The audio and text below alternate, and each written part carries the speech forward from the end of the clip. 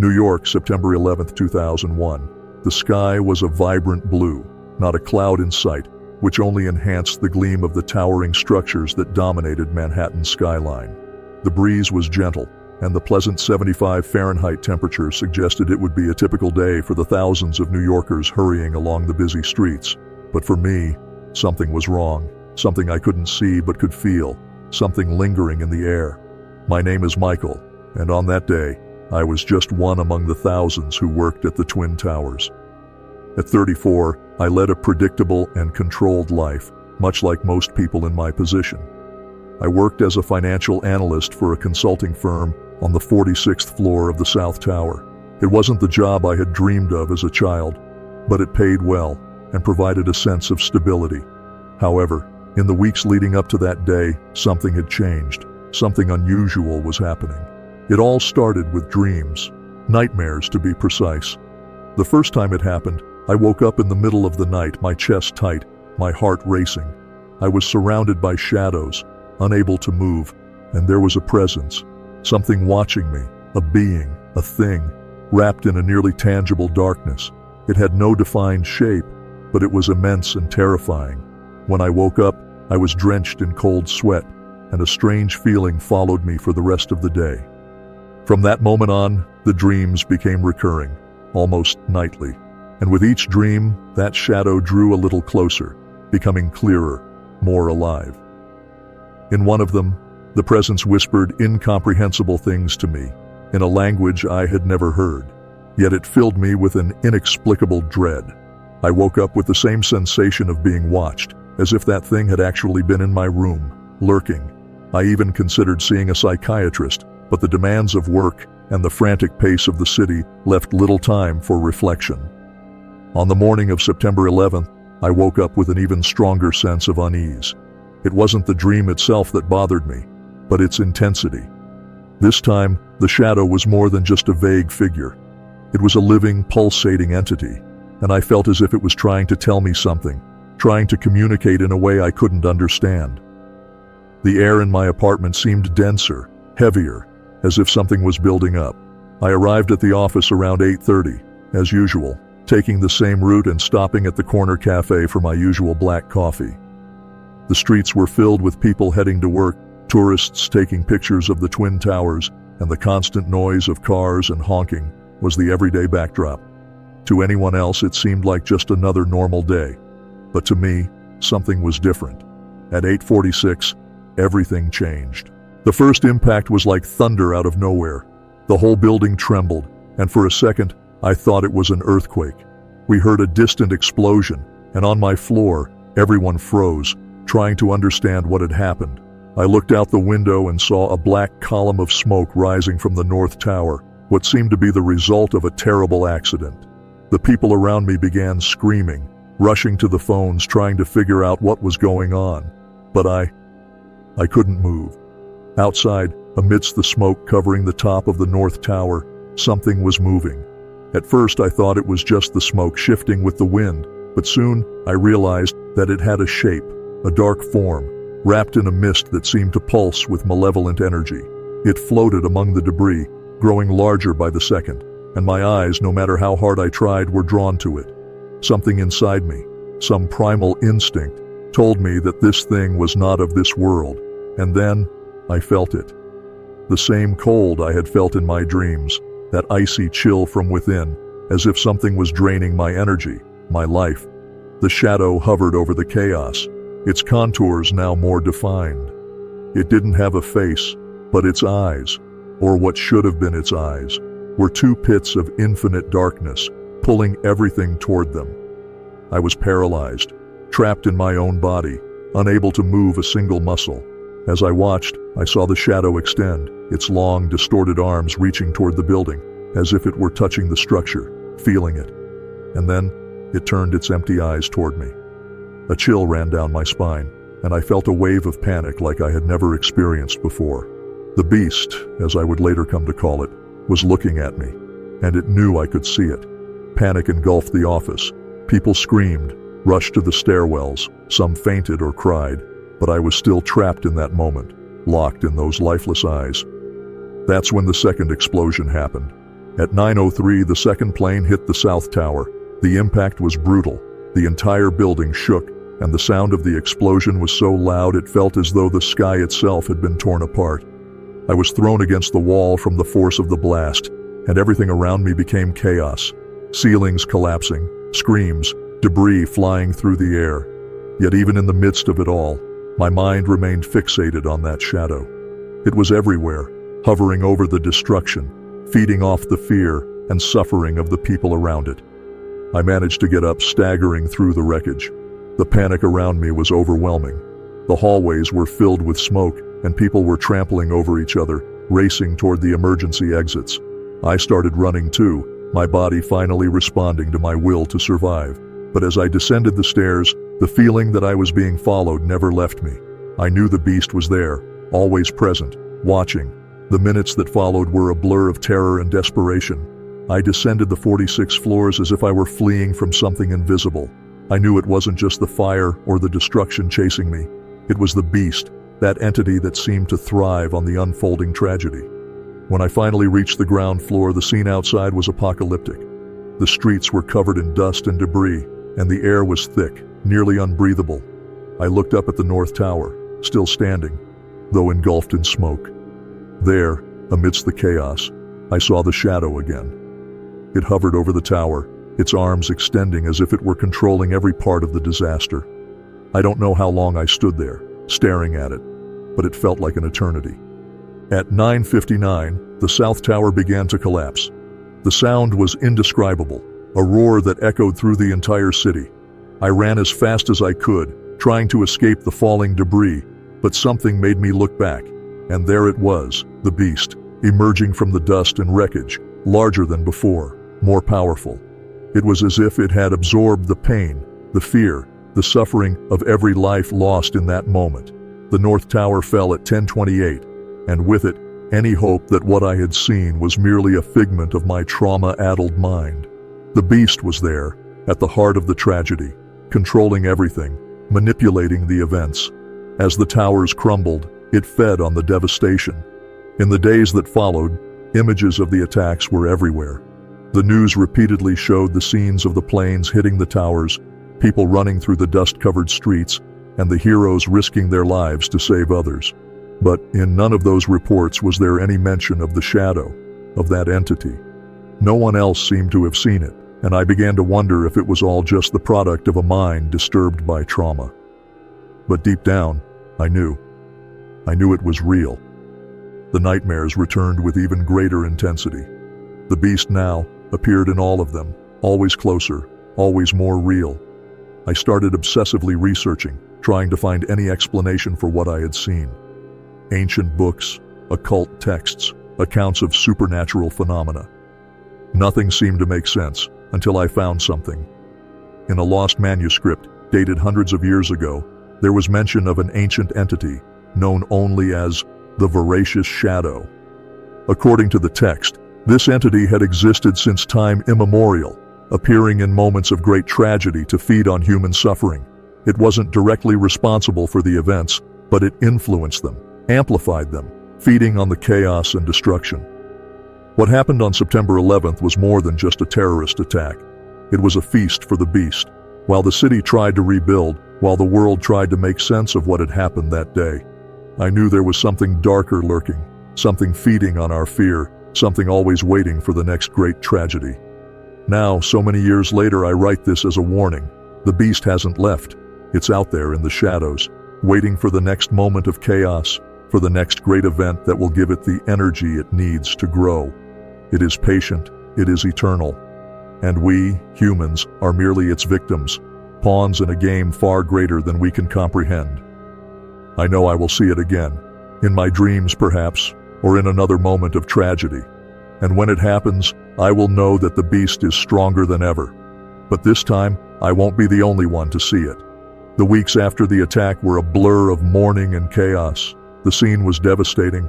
The entire world was in shock. The news repeatedly showed the towers falling, bodies being pulled from the wreckage, and the relentless fight to save any survivors still trapped in the debris. New York, a city known for its unshakable strength, was brought to its knees. But while the nation came together in solidarity and tried to come to terms with the tragedy, I was facing something far darker and more personal. The nightmares continued, not just at night, but during the day as well. The shadow of the beast was always there, lurking in the corners of my vision. I could feel it everywhere, in the subway, on the streets, in the hollow gazes of those who had survived that hell. It was as if it were constantly watching me, waiting for something from me. My search for answers became an obsession. I spent hours online, looking for anything that could explain what I had seen. The problem was that, no matter how hard I searched, no one talked about the shadow. The forums were full of theories about conspiracies, terrorists, and the government, but not a single mention of a dark entity. How could I expect anyone to see what I had seen? I began to isolate myself. Friends and family called, worried about me, but I avoided them all.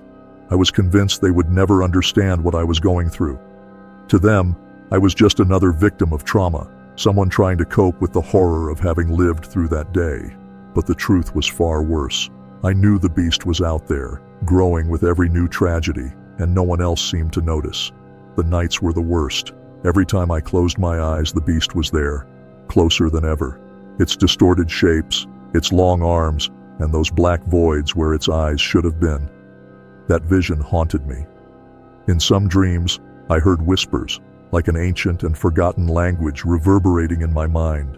Other times, I found myself back in the towers, trapped among the debris, with the shadow floating above me, draining my energy, feeding on my terror. One night, I woke up gasping for air, as if something was suffocating me. The air in my room felt heavier, almost unbreathable. I got up to go to the window, trying to breathe more easily. When I looked outside, my heart nearly stopped. There, in the middle of the empty street, it stood. The beast. Its nebulous figure moved slowly, almost as if it were gliding across the asphalt. Its presence was overwhelming. Even from the window of my apartment, I could feel its power, the negative energy that seemed to radiate from it. For a second, our gazes met, or at least that's how it felt, because those eyes, those empty hollows were pits of darkness, pulling me into an endless abyss. I stepped back instinctively, my heart racing. I knew it wasn't real in the physical sense, but it was a manifestation of something that transcended our understanding of the world. The beast wasn't a creature that could be captured by cameras or described in reports. It was an invisible parasite, feeding on tragedies, on pain, growing stronger with each catastrophe. That night, I decided I had to dig deeper. I couldn't pretend any longer that this was just part of my trauma. I had seen something real, something connected to 9/11 in ways I still didn't fully understand. I began researching the history of other tragedies, searching for patterns. I spent hours, days, weeks reading about disasters throughout human history, wars, epidemics, genocides, natural accidents. And that's when I began to notice something that chilled me to the bone. In almost every account I read, there was a small, almost imperceptible mention of shadows or dark figures seen by survivors. It wasn't a coincidence. The beast had been present at each of these events, silent, invisible to most, but always there, absorbing the pain, the fear, and the destruction. One account in particular caught my attention. During the Black Plague in the 14th century, a monk who had survived the outbreak in the city of Marseille wrote in his journal about shadowy figures hovering over the dying, figures that seemed to feed on the disease and misery. No one believed him at the time, of course, but the pattern was clear to me now. The beast, or similar entities, always appeared in moments of great calamity. The more I researched, the more my paranoia grew. I started to realize that the beast wasn't just feeding on these tragedies, but that, in some way, it was causing them. It wasn't merely a passive creature, waiting for chaos to unfold. It was the hidden cause behind many of these events. I remember one particular night. I was in the library flipping through old newspapers about disasters when I came across an article about the Titanic. Of course, I knew the story, but one detail in the text gave me chills. Among the survivors' accounts, there was a fleeting mention of a dark figure that a third-class passenger claimed to have seen in the days leading up to the sinking. He described the entity as a faceless shadow wandering the corridors at night, At the time, of course, his story was dismissed as the delirium of a man on the verge of despair, but to me, it was clear that this fit the beast's pattern. That night, I left the library in a state of pure terror. I could no longer ignore the truth staring me in the face. The beast had been behind many of the most tragic events in human history. It had been there, silent, invisible to most, but always present, manipulating human puppets to create the chaos it fed on. I knew my research was leading me down a dangerous path. The more I discovered, the more I felt the beast's presence around me. It was as if it knew I was trying to uncover its secrets, and it was enraged by it. My dreams worsened. Now they weren't just passive nightmares. The beast attacked me directly in them. In one of the dreams, I was back in the ruins of the towers, and the shadow was closing in on me, its arms reaching out to engulf me. I could feel its icy touch, its crushing presence. I woke up screaming, with finger-shaped marks imprinted on the skin of my arms. I knew this wasn't just a dream. Weeks turned into months, and the more I isolated myself, the more I saw signs that the beast was preparing its next move. Tragic plane crashes, mysterious explosions, natural disasters, they all started to occur with disturbing frequency, and in each one, I knew the beast was there, guiding the hands of fate. One day, I received an unexpected call. It was from a man named David, who had read one of my posts on an occult forum about the beast's presence in major tragedies. David was a paranormal researcher, and like me, he was obsessed with understanding the dark forces lurking behind historical events. He invited me to a meeting at his apartment in Brooklyn, claiming he had discovered something that could change everything. With a mix of curiosity and fear, I agreed to meet him. When I arrived at David's apartment, I was greeted by a man who looked exhausted, with sunken eyes and an unshaven face. He seemed on the verge of collapse, but his eyes burned with a feverish determination. He led me to a room where the walls were covered in newspaper clippings, maps, and photographs. It was as if he had been trying to piece together a macabre puzzle, and at the center of it all was the same figure, the beast. David showed me what he called the pattern of destruction. He had traced a line between the major tragedies of history and discovered that they all followed some kind of cycle. Every certain number of years, a calamity of epic proportions occurred, and he was convinced the beast was responsible for it. But the most terrifying part was what he believed was coming next. According to his calculations, we were nearing another cycle, another major event, and it would be bigger than anything that had ever happened before. As he spoke, a sense of dread grew within me. I knew he was right. The beast was always hungry, and with each cycle, it seemed to need more suffering, more destruction. If David was right, the next event would be a catastrophe like the world had never seen. I left David's apartment with a mixture of despair and helplessness. What could I do? How do you fight a force that transcends time and reality, an entity that feeds on chaos and destruction? Even with all the knowledge I had gathered, I knew I had no power over the beast. It was something beyond human comprehension, beyond any attempt at control. In the days that followed, I became obsessed with the idea that something big was coming. I watched the news, looking for signs, something that would indicate the beast's next move. And then, as if answering my fears, the world began to change. The world began to shift in subtle ways, but clear to those, like me, who were paying attention. The signs were everywhere.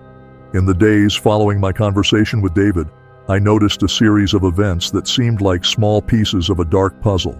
There was a sudden rise in large-scale accidents, derailed trains, industrial explosions, and an increase in unexpected natural phenomena. Violent storms and earthquakes began to make headlines, but no one, other than me, seemed to connect these events to something bigger. David was also on high alert, and we started communicating regularly. We exchanged information, theories, and historical records, which took us deeper and deeper into the darkness. He was certain that, just like on 9/11, the beast was lurking, waiting for the right moment to cause its next catastrophe. The next cycle, as he called it, would be devastating. But the beast wasn't just an invisible presence. I knew it was also watching me. I felt its presence growing closer, I began to have trouble sleeping, afraid that in my dreams it would be there, waiting to strike. Nights were especially hard. Many times, I would wake up in the middle of the night, drenched in cold sweat, with the feeling that something was in my room, watching me closely. The shadows in the corners of the room seemed to move, always reminding me of its presence. It was almost as if, the more I tried to uncover its secrets, the closer the beast came, like a predator waiting to devour its prey. It was on one of those nights that the sense of danger became unbearable. I was on the verge of exhaustion, my eyes burning from too many sleepless nights, when I heard a sound coming from the living room. It was faint, like footsteps. At first, I thought it was just my mind playing tricks on me, the fatigue dragging me into some sort of delirium. But as I got out of bed, I realized I wasn't imagining it. There was something or someone in my apartment. I slowly stepped out of the bedroom, my eyes wide open, my heart pounding in my throat.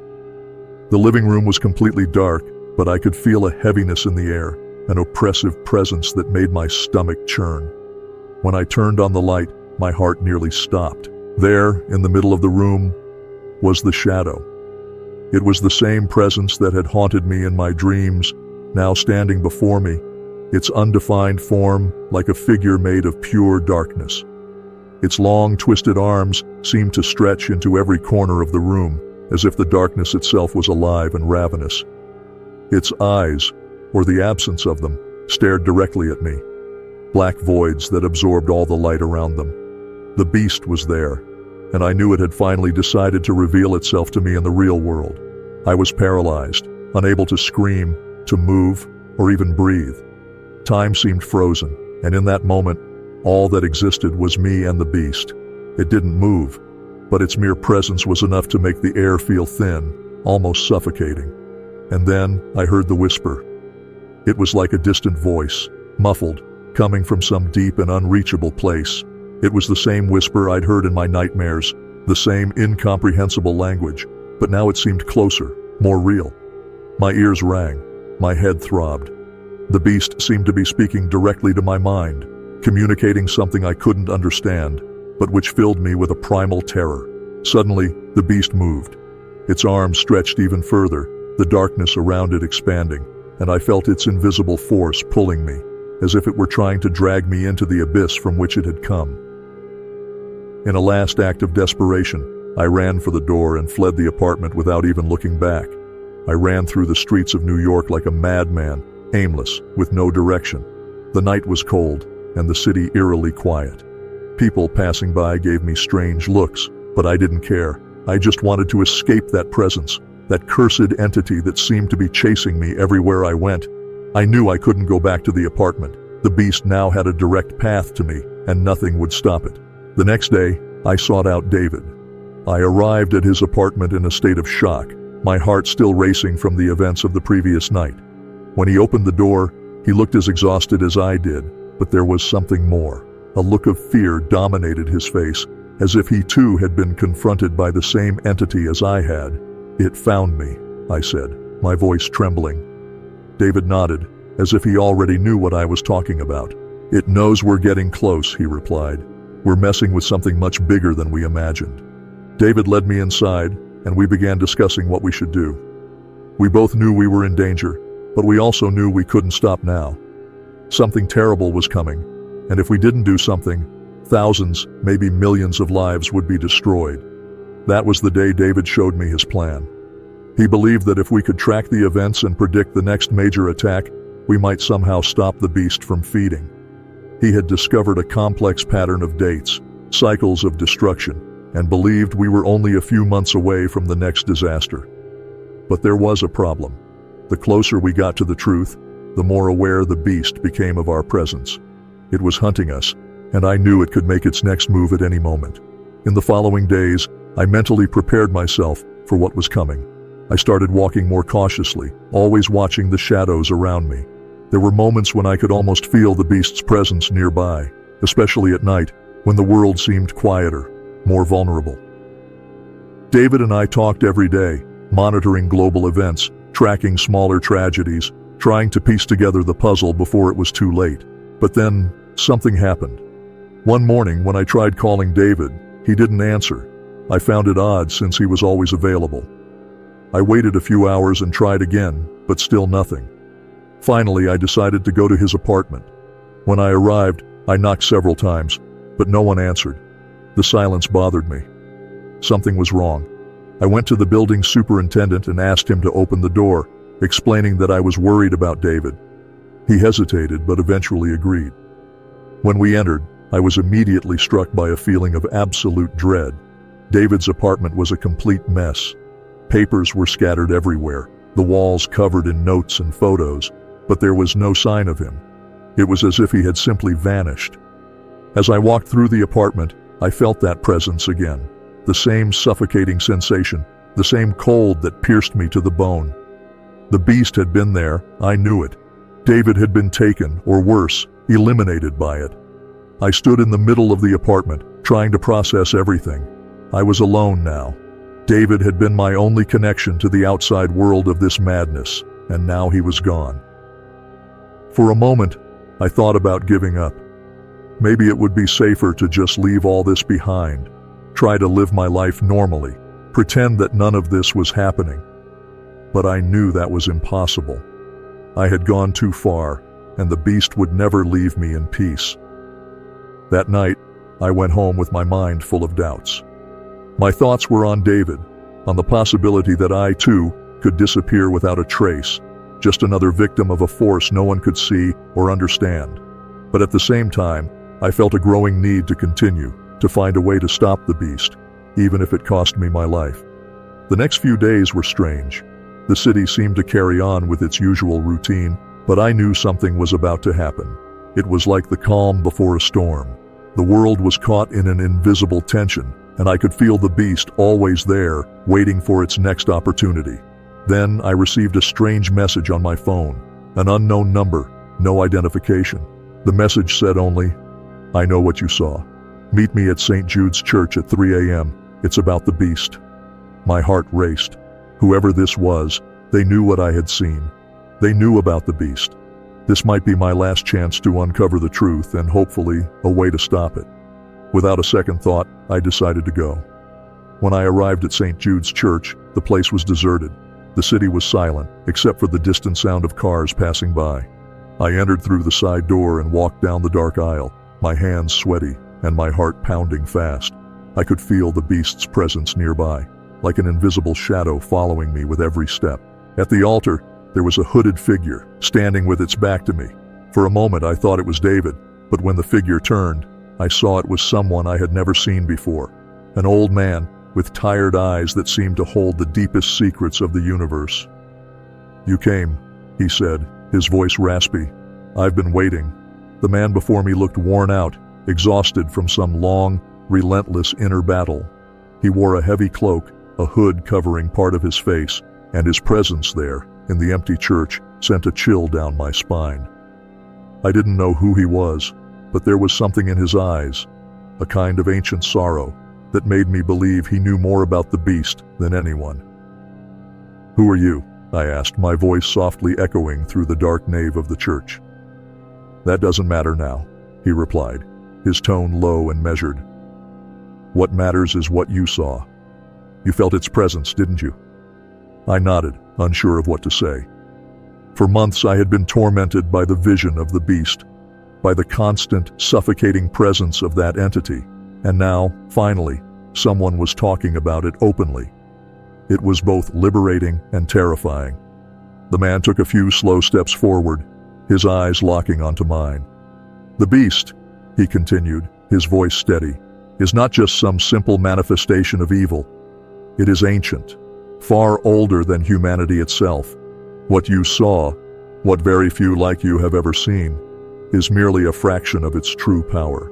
"Why me?" I asked, my voice trembling. "Why did it choose me?" He paused before answering, as if weighing the gravity of his words. "Because you noticed it. The beast feeds on suffering, on fear and chaos. It's always present during humanity's greatest tragedies, but most people can't see it. It exists in a dimension beyond ours, and only those who, for some reason, become sensitive to it are able to perceive its presence." "So what happened on September 11th? Was it caused by the beast?" I asked. trying to grasp the enormity of what he was saying. "It didn't directly cause it," the man replied, his gaze distant now. "The beast doesn't need to create tragedies. Humans are more than capable of doing that on their own.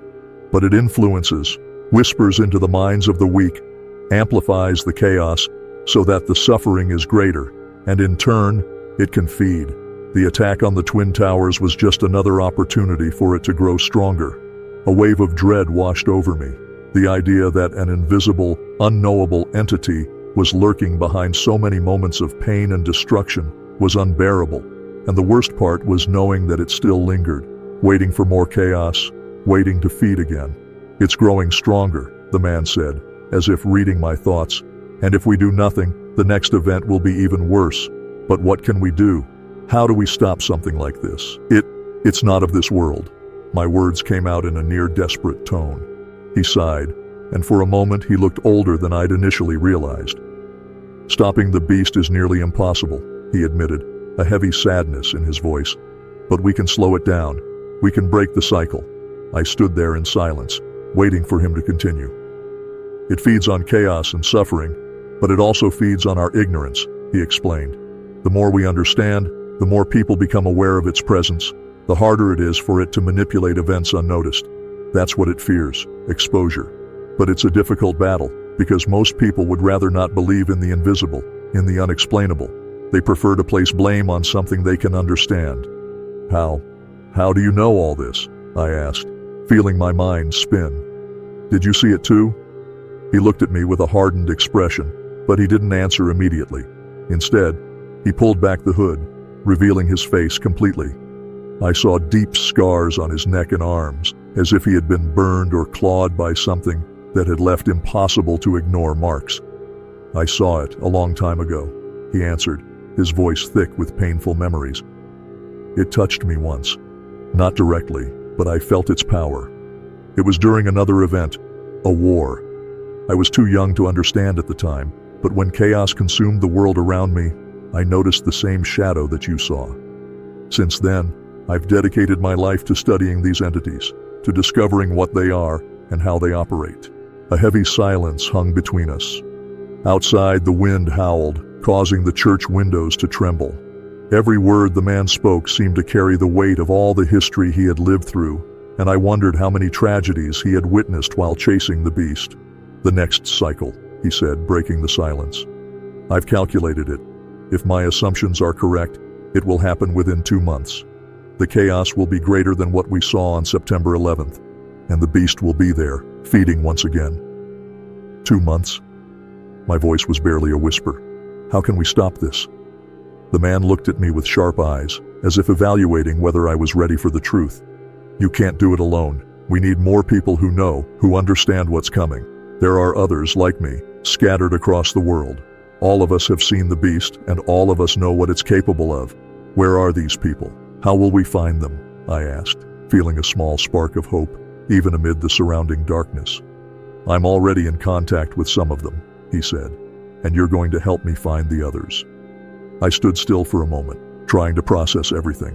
My life up until then had been ordinary, until the day I saw that entity amidst the flames of the North Tower. Since then, everything had changed.